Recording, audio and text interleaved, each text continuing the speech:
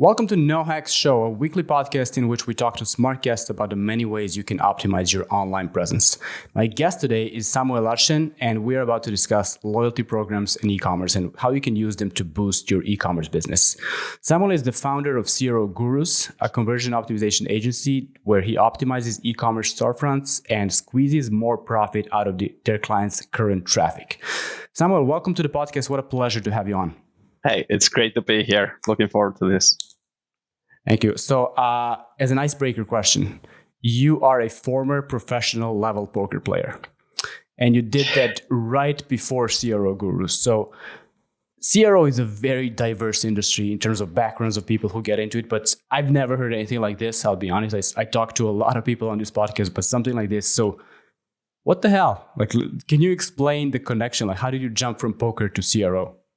Yeah, it's actually funny. I found a couple of people who have this background, and it's one of those things where you actually find out that it is actually quite a suitable background for CRO, because both of them are, in a way, data-driven things where you are trying to optimize the way you consistently do things. And there you have parallels there, say, variance is one. You have these things that you do over and over again, and there you essentially you optimize your game similarly to what you would optimize a store for. So it's actually pretty useful, and I found it to be one of those things that you wouldn't think of, but it actually is good. Okay, I guess it makes sense, especially when you look at the statistics side of optimization and the long game and the incremental gains and just adding things up. But that is still very, very interesting. That is a very interesting background, because I looked at your LinkedIn. It was a few months before you stopped doing poker, professional level poker, to CRO Guru. So it was just a jump. I figured this out. Let me figure this other thing out. That's fascinating. So tell me about CRO Gurus, your agency that you started in early 2015, I think. So 8.5 years now, which, wow, impressive. What is it that makes you different from an average CRO agency? Yeah, 8.5 years is definitely a long while to run an agency. I don't see many people surviving that long. Definitely not. Either they burn out or they kind of move on to other things. But it's been one that as long as you keep learning, it actually stays fun. And CRO is one of those things where there's always so much more to do, and it's a dynamic field. And it's one where I haven't found myself even beginning the burnout yet, and I think there's always a lot to learn from that perspective. There's a couple of other agencies that have a similar model as ours. We only focus on e-commerce and only focus on the conversion, average order value, lifetime optimization part. So we don't touch traffic. We stick very much to the only thing that we do. And one thing that I'd say separates us from the others is that we have a lot of focus on the smaller stores and a lot of focus on the done with your model with the merchants. So we basically take them, we're out there in the weeds fighting with them to get better results. And we have a lot of good touch points from that to the day-to-day optimization. And you also do development, right? So you're basically a partner for your clients, not just a service that they use for a certain part of their business. Yeah, exactly. So there's a lot of these stuck points where the merchants can get stuck, even if they have sort of advice. That's not enough. It needs to be implemented. And that's one of those things where traditionally consulting firms just give you the paperwork. Okay, here you go. And then you're stuck with that. So we wanted to also do that part where we can take it from A to Z and help on that. There's few things as useless as just a PDF of an audit that the client is supposed to understand and implement. Like if you're not with them, for most clients, it's just going to be 2 years from now, we're doing another one, and we're not getting anything done. So we're talking about loyalty programs. For me, this is an absolutely fascinating topic. It's about building a long-term, meaningful relationships with your customer, not just milking the money out of them, but really developing your business with your customer. I think that's another hidden value of loyalty programs. So what is the number one thing that most people get wrong when they think about loyalty programs? Whether that's merchants, buyers, shoppers, whoever. I think a lot of them go through it the wrong way in terms of they are looking at it as this one thing that will solve all their problems. And Right. here I see this a lot with e-commerce. You have something you see on Shein or Shane, and then you want to implement the same thing because it looks like that's the way to do it. They have it. There's so much social proof behind it. Right. And now we must do it again as well. But it's a kind of right thing at the right time approach that can make a difference here. And that's what I've seen consistently. So this is the Right. kind of So just throwing it to the wall. copying examples blindly. Oh yeah, is not very a good thing. common. Okay. Shockingly, that's a very common thread everywhere in optimization. Like they're just best practices. Do that. Do this. If you just want to get started slowly, people usually copy, and then when it doesn't work, they say CRO doesn't work, and that's a whole maybe a different episode. But so another thing about loyalty programs, and as I've been researching them over the last, almost a year that I've been reading about loyalty programs, do they need to have a branding name or not? Like a silly pun, a horrible pun usually, where they put the brand name in. Like, is that necessary, or you can just say we have our rewards and that's it? Like, what's the better way, in your opinion? Yeah, it's actually one of those things where defining even a loyalty program. What is a loyalty program in the first place? Because I could think of it as a systematic way that you do try to get more lifetime value out of your people.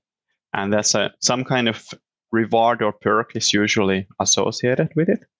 But here, there's a little bit of entry-level thing that you could first do to just test them. So you may not need the fancy names and the branding and everything from the start. Often the start is just, say, a VIP flow in Klaviyo. And that's, from one perspective, that could be looked at as a loyalty program. And there you have a whole lot more that you can go deep into. But what I see as a common thing, as people want to implement it all right away, where they just need like the same thing as these big brands, where they haven't even done the Klaviyo flow first. And that's one of those things that they're very consistent. Okay, yeah, that's I can see why that is a thing. But again, copying is the easiest way for people to get started usually. Now, speaking of, we're talking about e-commerce only for the listeners. We're talking about loyalty programs in e-commerce because Samuel does e-commerce, and I don't care about CRO beyond e-commerce, if I'm being honest. Who should have a loyalty program? What is the profile of a store, and when should they think about starting a loyalty? I'm guessing that's not a thing you start thinking about from the day one or launch. But what is a point where you should start considering a loyalty program? Yeah, I'm looking at this from this perspective. First, you need to get your traffic. Then you then need to get the traffic to convert. Then you'd probably want to work on your average order value first. If you don't have those 3 steps, then you're not going to maximize the number of customers that would see this loyalty program. So you'd be focusing first on doing something that is fancy and advanced and nice, and nobody's going to see it. So that's going to be one that first, regardless of the industry, would ask if the other parts are well handled, and then would consider more on the loyalty program side.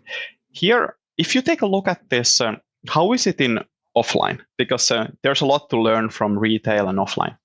So we all have some touch points with the loyalty programs. Say if you go to Starbucks, you might have an app. You might have one in the supermarket that provides some kind of discounts per products. There's a lot in your gas station, you might have one.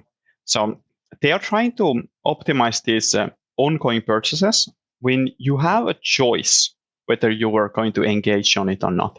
So it's not going to be as useful with the ones that you always would need, but when you have a choice. So for example, good industries could be clothing, could be makeup, could be those kinds of ongoing consumables where you will need basically to have a person make a choice. So do we shop here or do we shop somewhere else?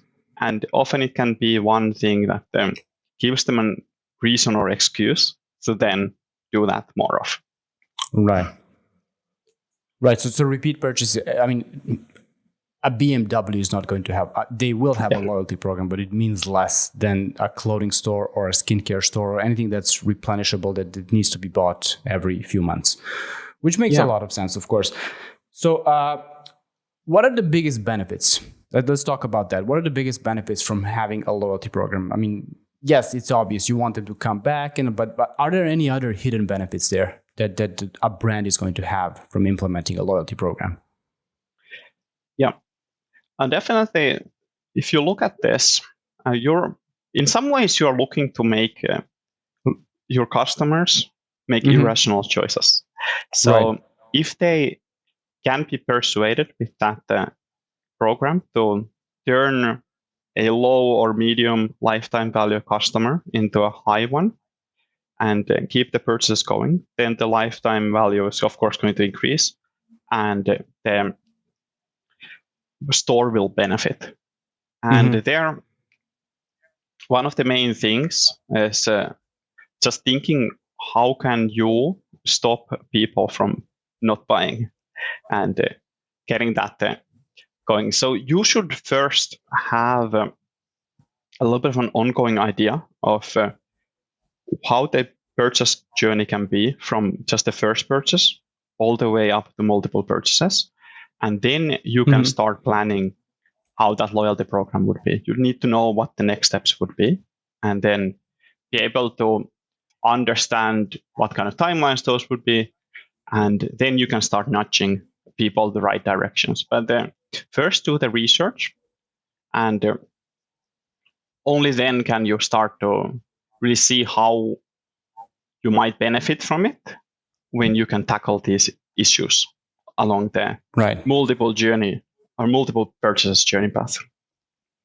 Right. And what you mentioned average order value, getting that in check first. You mentioned for previous question. I think that's a really smart thing to do, because the first order, especially the first order value, is going to be a strong indicator for the lifetime value. You know, if I spend more on the first order, in my mind, this is the store where I spend more money. If the first order is something like $5 or $10, it's going to be very difficult for that brand to sell me something worth $300 or whatever the value is. So getting all the steps that happen before the loyalty program, I think that it's extremely important. Of course, conversions, getting the traffic, everything you said. Now, how can let's say a Shopify brand, because you are the Shopify master, how can a Shopify brand get started with loyalty programs? So like, what is the first step? There's apps, I assume. I'm not really a Shopify person, but I would assume there are ways, right? There are, yes. What I'd always recommend is first test it on a small scale, because if it doesn't work on a small scale, it very likely won't work on a big scale. There's not going to be these economies of scale when it comes to loyalty programs. And there you have a scenario where you can first test the best ideas and test them small. And from there, you can always go backward and basically pull resources away from that loyalty program or put more resources and focus onto those. And there, it's not like you have to figure out everything from day one. So just start small, prove the concept first, and then you can go about it in a very smart way where you're making small individual bets further toward the loyalty program.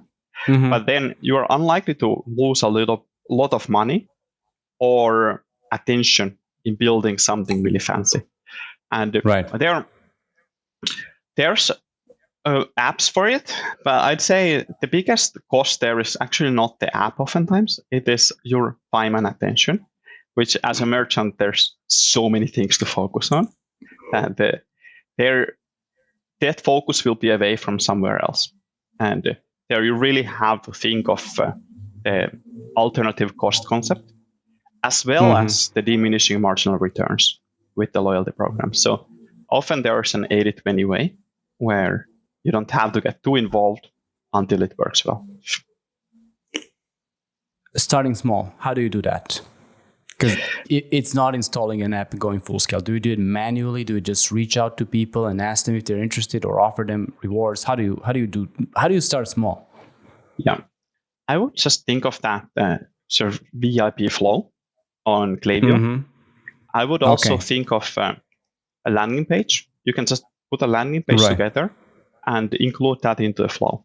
And there you might have a discount, you might have an offer, something like that, that then goes out to set people. So this is still not an app. It's just simply testing Right. this concept. You can build that with a landing page builder, set it out there, and there, if that works, then it's a good sign that you might want to invest further. What would be the opposite of this? Is just simply like launching it, putting it on your banner, putting it on the header. Yeah. Here's the VIP thing, putting all the tiers up already, and here you go. Basically, it's just publishing it all at once without any kind of iterative process, without any kind of MVP, and just hoping it works. So you're looking to do the opposite, and that's the minimum viable product way. Okay. And that's really without an app, without an actual loyalty program almost even. It's just a discount that you're offering to people in the VIP flow, which is much easier to set up, right? I mean, you can do that in one day, like the most basic version. Yeah. Because one of the things with this is it is hard to shut down once you have started it, because you have all these nice people that you really want to give, and then they're going to be disappointed if you shut it out. See, that's one thing I haven't thought of, but yeah, that's a really good. That's why you don't announce it to the world, to everyone. Like, we have this super cool program, and then 2 months later it's not working, and then you're gonna pretend it never happened, I guess. Like, whatever way, shut it down.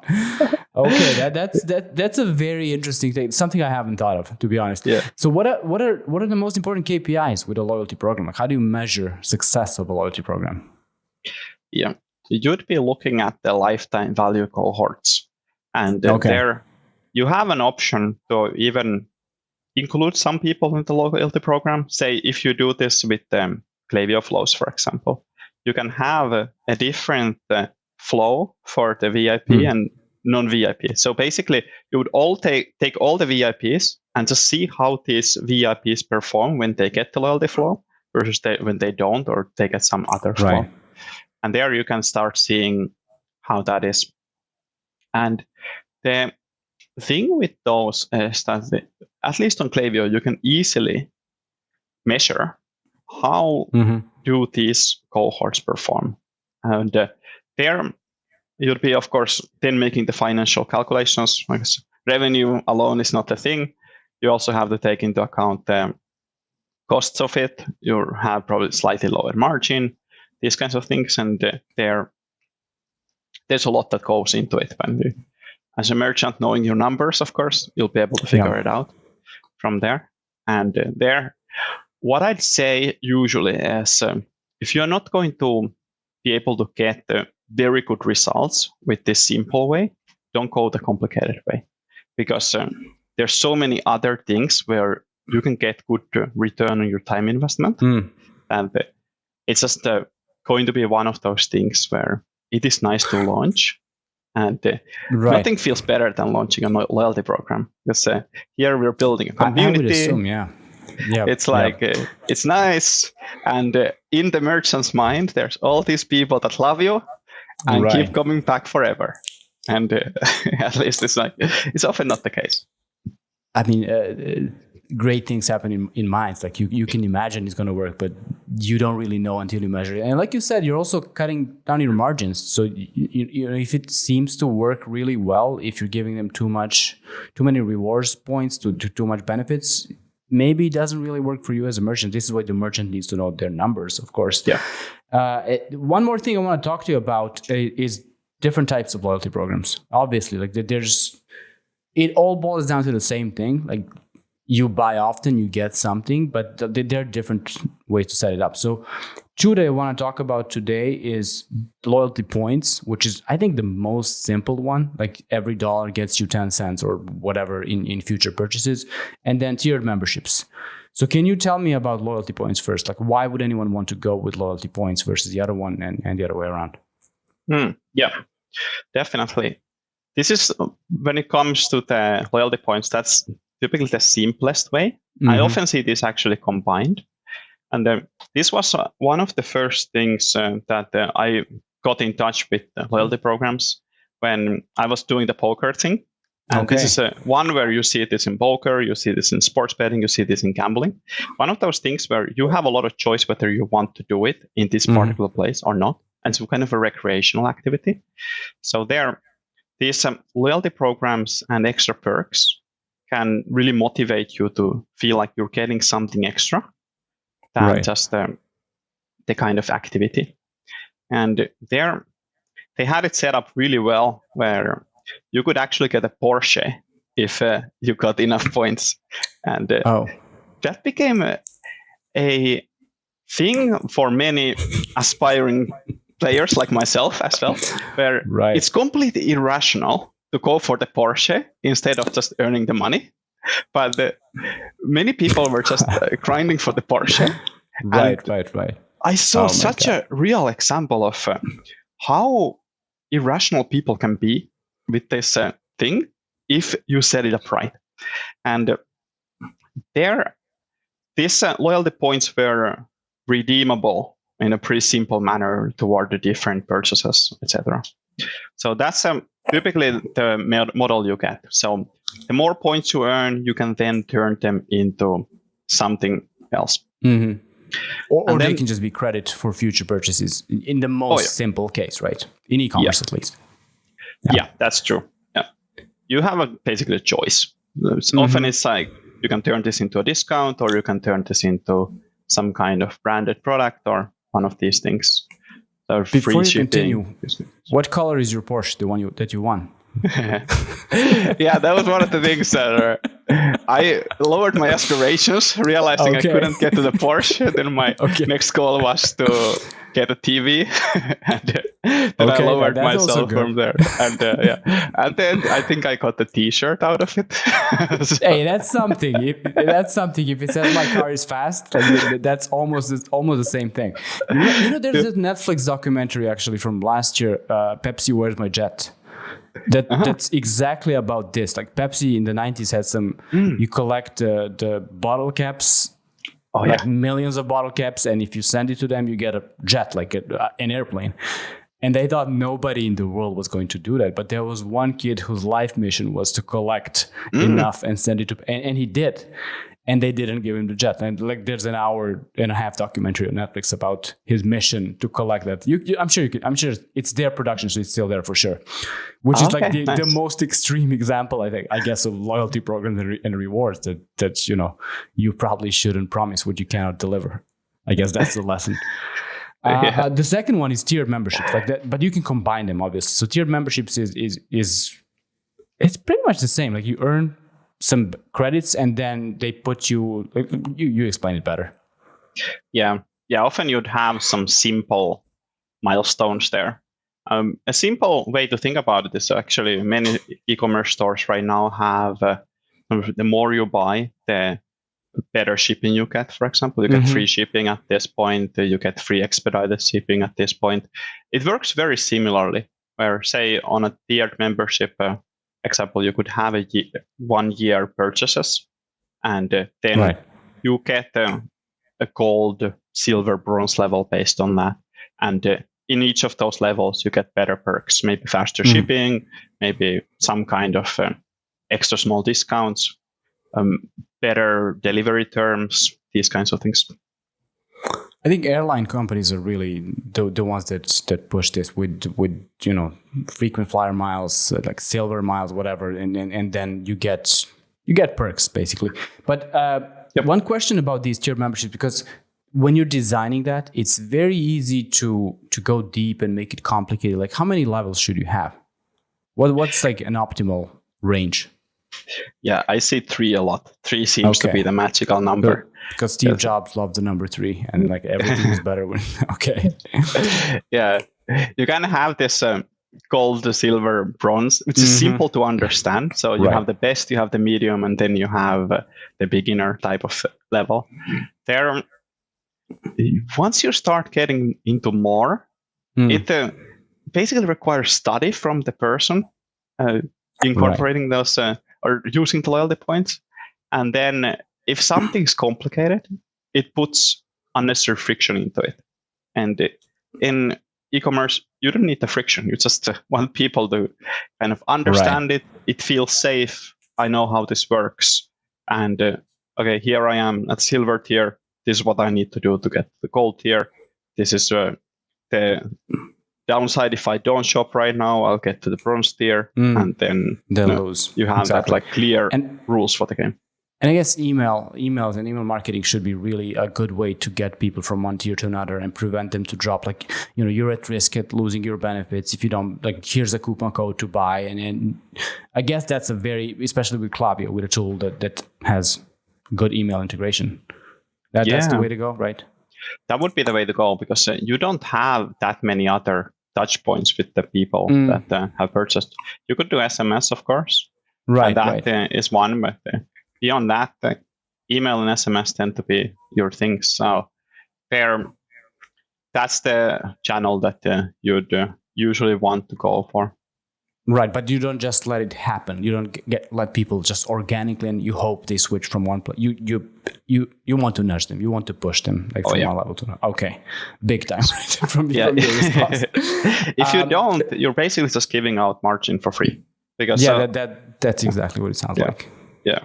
So you need to make sure that you get the upside, not just the downside.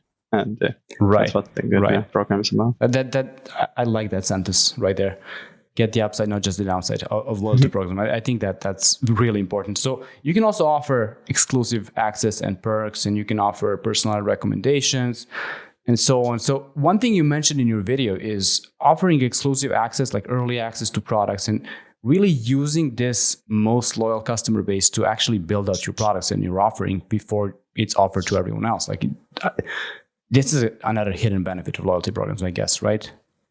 Yeah, definitely. Because these programs can get stale very easily if you only do the same thing over and over again. And this is one where we see a lot of this with fashion. If there's always going to be the same products, there's no launch. Then it's like, I've already seen the products. Why come back? It's the same last season stuff. And the discounts, they're nice, but at the same time, it's basically pushing the same button. And then you teach the person to only shop with discounts. Where if you now have an exclusive opportunity to take part into something, and these are not available to anyone else, then you have something special. And I see some brands do this pretty well. AppSumo is one example. I think many of the listeners will be familiar with it, where you cannot actually buy the software if you're not on this membership. It's actually a purchasable membership, but it's basically very much like a VIP program. Right. Yeah, they're pretty amazing. So yeah, that's another way to look at loyalty programs. It's really not just about the repeat purchase. It's about developing your product, developing your brand, and developing your copy, like on your product page for the conversions for the new users as well. Because people, your VIPs, let's call them that, like the top tier loyalty program people, no one knows your brand better than they do. I mean, outside of yourself. So I think it makes a lot of sense to actually talk to them as much as possible. So one final question, and then we're wrapping it up. Off-the-shelf solutions or building one yourself? There, you have a case where this is not going to be a huge part of your business. No matter which business you are in, it's not going to be one that often is business critical. So you need a lot of reasoning to go with building your own solution. Right. And here you are just looking to basically also minimize the costs. And if you start building something on your own, you will have a long time to implement it. You will basically be investing a lot of money and resources to come with the perfect thing. And then at the end, it might still fail. You might need to pivot. So at least for the first few years, I'd say, just go with the off-the-shelf and accept some imperfections with branding, etc. People can understand that the loyalty page doesn't have to be the most branded page because they're already familiar with the brand. So that's a very good point. And like you said, you mentioned earlier, starting small, MVP. I think off the shelf is kind of an extended version of that. Like, don't go all in unless you know it's going to change your world. And like loyalty programs, there's no guarantees. Like as you know better than I do. So yeah, just to recap everything we talked about before we end the episode. So if you have repeat purchases, if you're in certain industries, like you really should consider having a loyalty program, but don't jump into it. Maybe it's better to test it out with a Klaviyo flow, with an email flow, test it on your VIP customers, look at the cohorts and see what the lifetime value of customers that got through that flow is versus the other ones.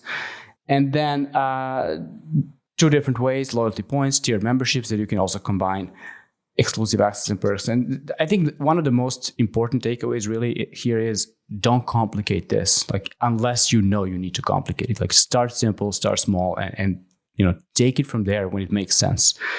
And with all that said, I want to thank you, Samuel. This has been like a topic I wanted to talk about for a long time. I'm so glad you responded to that LinkedIn comment, and I'm so glad we got to have this conversation. So if you have anything you want to say to the listeners for the end, now's your time. Yeah, just get launched. Don't forget that in e-commerce, what matters is just applying pressure over time. So that's one where you do need to get that going before get the really good results. And if you are curious about what we do at CRO Gurus, you can just head out to crogurus.com and take a look at us, and maybe we'll be able to help you build your next. The link will be in the description, and the link to Samuel's LinkedIn profile as well and YouTube channel will be in the description. So check that out. There's a lot of great knowledge on the YouTube channel, which is where I watched the loyalty programs video, obviously. So yes, Samuel, thank you very much. I cannot wait for this episode to come out. And to everyone listening, please consider rating, reviewing, and sharing the episode. And I will talk to you next week.